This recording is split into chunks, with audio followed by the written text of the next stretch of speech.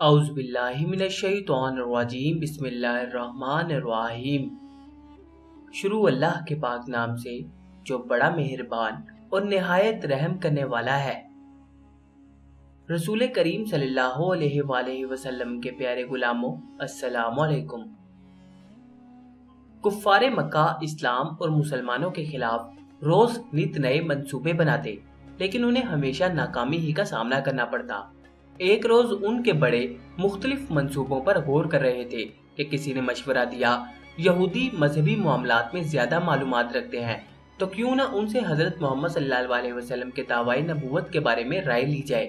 سرداروں کو مشورہ پسند آیا اور ایک وفد مدینہ منورہ کے یہودیوں کے پاس روانہ کر دیا۔ حضرت ابن عباس رضی اللہ تعالیٰ عنہ بیان کرتے ہیں کہ قریش مکہ نے علماء یہود کے پاس پیغام بھیجا، ہمیں حضرت محمد صلی اللہ علیہ وسلم کے متعلق بتائیں کہ ان کے دعوے سے متعلق تمہاری کتب میں کوئی تذکرہ یا علامت ہے کہ نہیں۔ اس پر یہودیوں نے جواب دیا، تم ان باتوں کو تو چھوڑو، ہم تمہیں 3 سوالات بتاتے ہیں، اگر وہ ان کا درست جواب دے دے تو سمجھ لینا کہ وہ ضرور اپنے دعوے میں سچے ہیں۔ نمبر 1، اس شخص کا حال بیان کیا جائے جو مشرق و مغرب میں فتوحات کرتا چلا گیا۔ نمبر 2، ان چند نوجوانوں پر کیا گزری جو کافر بادشاہ کے خوف سے غار میں جا چھپے تھے۔ اور نمبر 3، روح کے متعلق بیان کیا جائے۔ وفد خوشی خوشی واپس پہنچا اور اپنے ساتھیوں کو سوالات سے آگاہ کیا۔ وہ بولے، واقعی ان سوالات کے جوابات ایک امی شخص تب ہی دے سکتا ہے جب اس پر وحی آتی ہو۔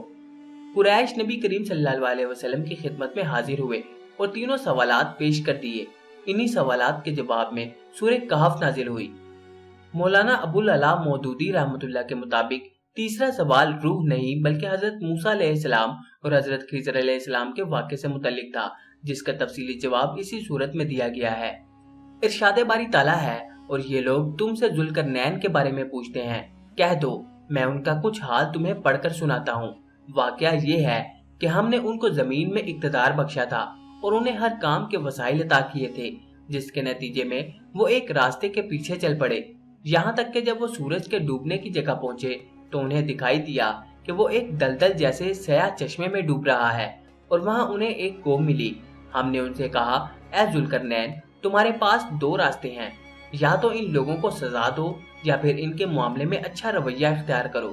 انہوں نے کہا، ان میں سے جو کوئی ظلم کا راستہ اختیار کرے اسے تو ہم سزا دیں گے، پھر اسے اپنے رب کے پاس پہنچا دیا جائے گا اور وہ اسے سخت عذاب دے گا۔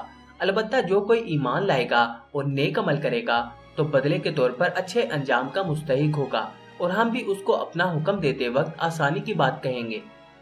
اس کے بعد ذوالقرنین ایک اور راستے کے پیچھے چل پڑا، یہاں تک کہ جب وہ سورج کے طلوع ہونے کی جگہ پہنچے تو انہوں نے دیکھا کہ وہ ایک ایسی قوم پر طلوع ہو رہا ہے جسے ہم نے اس کی دھوپ سے بچنے کے لیے کوئی اوٹ مہیا نہیں کی تھی۔ واقعہ اسی طرح ہوا، اور ذوالقرنین کے پاس جو کچھ ساز و سامان تھا ہمیں اس کی پوری خبر تھی۔ اس کے بعد وہ ایک اور راستے کے پیچھے چل پڑے، یہاں تک کہ جب وہ 2 پہاڑوں کے درمیان پہنچے تو انہیں ان پہاڑوں سے پہلے کچھ لوگ ملے جن کے بارے میں ایسا لگتا تھا کہ وہ کوئی بات نہیں سمجھتے۔ انہوں نے کہا، اے ذوالقرنین، یاجوج اور ماجوج اس زمین میں فساد پھیلانے والے لوگ ہیں، تو کیا ہم آپ کو کچھ مال کی پیشکش کر سکتے ہیں جس کے بدلے آپ ہمارے اور ان کے درمیان کوئی دیوار بنا دیں؟ ذوالقرنین نے کہا، اللہ نے مجھے جو اقتدار عطا فرمایا ہے وہی میرے لیے بہتر ہے، لہٰذا تم لوگ ہاتھ پاؤں کی طاقت سے میری مدد کرو تو میں تمہارے اور ان کے درمیان ایک مضبوط دیوار بنا دوں گا۔ مجھے لوہے کی چادریں لا دو۔ یہاں تک کہ جب انہوں نے درمیانی خلا کو پاٹ کر دونوں پہاڑی سروں کو ایک دوسرے سے ملا دیا تو کہا کہ اب آگ دہکاؤ۔ یہاں تک کہ جب اس دیوار کو لال انگارہ کر دیا تو کہا کہ پگھلا ہوا تانبا لاؤ، اب میں اس پر انڈیلوں گا۔ چنانچہ وہ دیوار ایسی بن گئی کہ یاجوج ماجوج نہ اس پر چڑھنے کی طاقت رکھتے تھے اور نہ ہی اس میں کوئی سوراخ بنا سکتے تھے۔ ذوالقرنین نے کہا، یہ میرے رب کی رحمت ہے کہ اس نے ایسی دیوار بنانے کی توفیق دی۔ پھر میرے رب نے جس وقت کا وعدہ کیا ہے، جب وہ وقت آئے گا تو وہ اس دیوار کو ڈھا کر زمین کے برابر کر دے گا، اور میرے رب کا وعدہ بالکل سچا ہے۔ ذوالقرنین کون تھے؟ قرآن پاک میں ذکر کرتا ذوالقرنین کون تھے؟ مفسرین اور مورخین نے اس حوالے سے سکندر اعظم، یمن کے حمیری بادشاہ اور سائرس اعظم کا خاص طور پر ذکر کیا ہے۔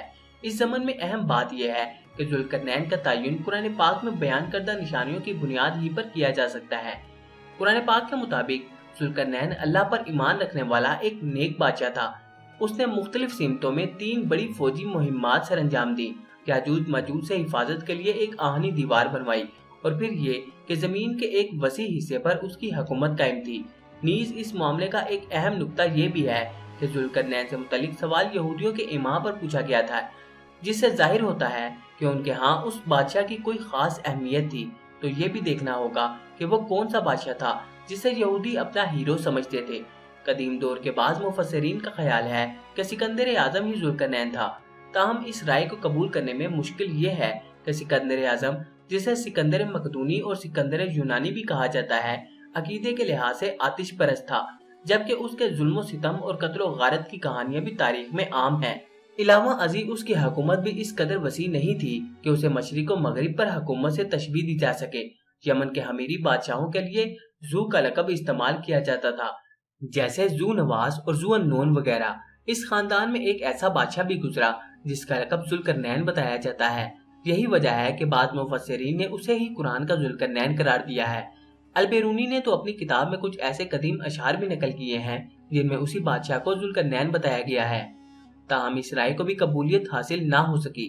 مولانا ابوالکلام آزاد رحمۃ اللہ، مولانا انور شاہ کشمیری رحمۃ اللہ، مفتی محمد شفیع، مولانا ابوالعلا مودودی، مولانا حفظ الرحمان سیوہاری، ڈاکٹر اسرار احمد اور مفتی محمد تقی عثمانی سمیت بیشتر جدید مفسرین اور مورخین کا سائرس اعظم خورس خسرو یا کوش کی طرف رجحان ہے کہ قرآن پاک میں بیان کردہ بیشتر نشانیاں اسی پر صادق آتی ہیں۔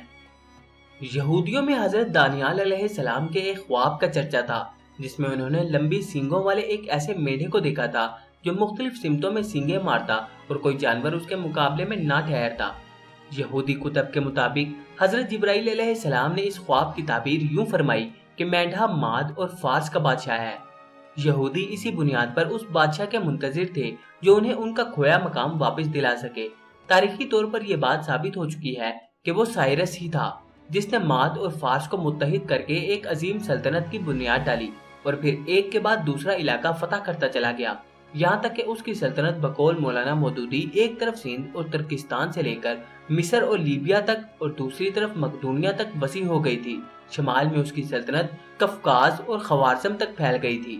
عملاً اس وقت کی پوری مہذب دنیا اس کے تابع فرمان تھی۔ سائرس نے یہودیوں کو بخت نصر جیسے ظالم و جابر بادشاہ کی غلامی سے نجات دلائی اور ان کے مقدس ترین مقام یروشلم جو موجودہ مقبوضہ بیت المقدس کو دوبارہ آباد کیا۔ نیز سائرس اللہ پر ایمان رکھنے والا ایک صالح بادشاہ تھا۔ مولانا حفظ الرحمان سیوہاری نے اپنی معروف کتاب قصص القرآن کی جلد 100 میں اس معاملے پر نہایت عمدہ علمی بحث کی ہے۔ کرن سینگ کو کہتے ہیں اور ذو کا مطلب ہے 2، یوں ذوالقرنین کا مطلب ہوا 2 سینگوں والا۔ اسے یہ نام کیوں دیا گیا؟ اس حوالے سے مختلف آراء پائی جاتی ہے، جن کے مطابق اس کی 2 زلفیں تھیں، اس لیے ذوالقرنین کہلائے۔ مشرق و مغرب پر حکومت کی وجہ سے یہ لقب ملا۔ سر پر سینگوں جیسے نشان تھے۔ کیا وہ نبی تھے؟ قرآن پاک میں اللہ تعالیٰ کی ذوالقرنین سے گفتگو کا ذکر ہے جب اس نے ایک علاقے کو فتح کیا تھا، اس لیے یہ سوال سامنے آیا کہ کیا وہ نبی تھے اور کیا یہ گفتگو وحی کے ذریعے ہوئی تھی؟ علامہ ابن کثیر نے اپنی کتاب البدائیہ والنہائیہ میں انہیں نبی قرار دیا ہے، تاہم یہ بھی وضاحت کی ہے کہ بیشتر علماء کا اس پر اتفاق ہے کہ وہ نبی نہیں تھے۔ مفسرین کے مطابق ہو سکتا ہے کہ اللہ تعالیٰ نے ان تک اس زمانے کے پیغمبر کے ذریعے بات پہنچائی ہو یا پھر ان پر الہام ہوا ہو۔ 3 بڑے سفر۔ سورہ کہف میں ذوالقرنین کی 3 اہم مہمات کا ذکر ہے۔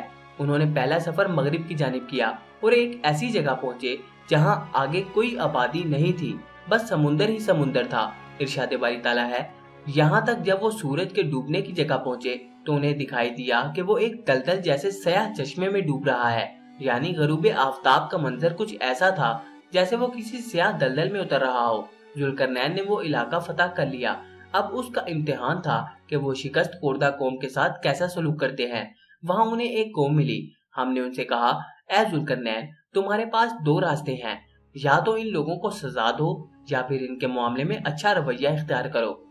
وہ چاہتا تو عام بادشاہوں کی طرح عوام کے قتل عام کا حکم دے سکتا تھا، لیکن چونکہ وہ ایک نیک اور عادل بادشاہ تھا اس لیے جواب دیا، ان میں سے جو کوئی ظلم کا راستہ اختیار کرے گا اسے تو ہم سزا دیں گے، پھر اسے اپنے رب کے پاس پہنچا دیا جائے اور وہ سخت عذاب دے گا۔ अलबत्ता जो कोई ईमान लाएगा और नेक अमल करेगा तो बदले के तौर पर अच्छे इंजाम का मुस्तहिक होगा, और हम भी उसको अपना हुक्म देते वक्त आसानी की बात कहेंगे।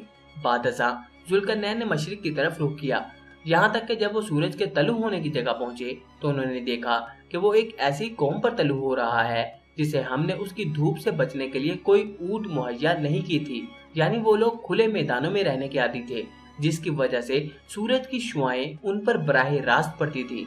उसके बाद उन्होंने तीसरी मुहिम का आगाज किया, जिसकी सिमत का कुरान करीम में कोई जिक्र नहीं। ताहम मुफस्सिरीन के मुताबिक ये सफर शमाल की जानिब हुआ था। यहाँ तक कि जब वो दो पहाड़ों के दरमियान पहुंचे तो उन्हें उन पहाड़ों से पहले कुछ लोग मिले जिनके बारे में ऐसा लगता था कि वो कोई बात नहीं समझते।